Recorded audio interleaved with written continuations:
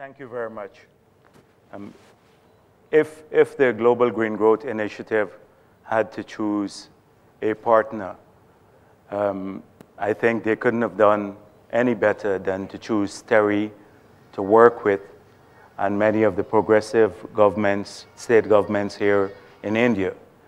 And the reason why I say this is because I know of the drive, the energy, and the tremendous ambition within TERI.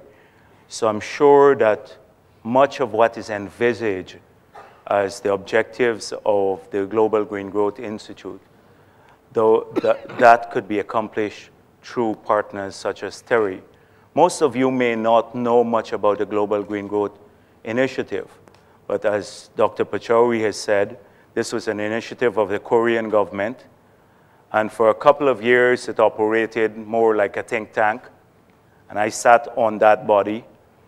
And at Rio, the heads of states of a few countries got together and decided to transform the Global Green Growth Initiative to a new international organization. A memorandum of understanding was signed, and just recently that transformation took place. I was made redundant because I'm no longer a director there, but I'm now elected the president of the assembly for 2 years of the Global Green Growth Initiative, and that's largely a redundant position. You chair meetings, etc. You don't get to involve in a lot of technical issues, which I regret, but I know of the huge ambition that this new international organization has.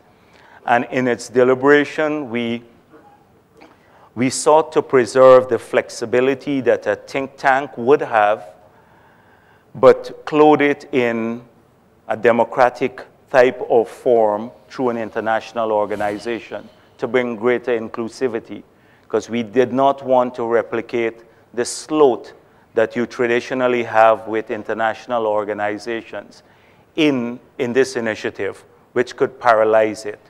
And the purpose of this largely was to take account of the circumstances of each country, to say to them that you can pursue this path of green growth without compromising your prosperity, to work with countries to allay fears that they may have that green growth would be another conditionality from the developed world that still exists in many parts of the developing world, and with justifications too. But to help by sharing experience and working with countries, get more of them to build strategies depending on their own circumstances, providing the technical assistance for this to suit their own circumstances, as I said before, so that there will be no single policy green growth strategy for the world, the orthodoxy that we have become so accustomed to, pushed by, say, the International Monetary Fund and the others, that could become a little controversial. But each would be tailored, each strategy for individual countries. So that is very important, and I'm pleased that TERI, that has been in the forefront of working out solutions, practical level things that can make a difference, put us in a real way on the path to green growth, that TERI and some institutes like TERI around the world and progressive governments, whether they're state or national governments, they're partners in this, because they will give effect to the lofty goals of this new organization.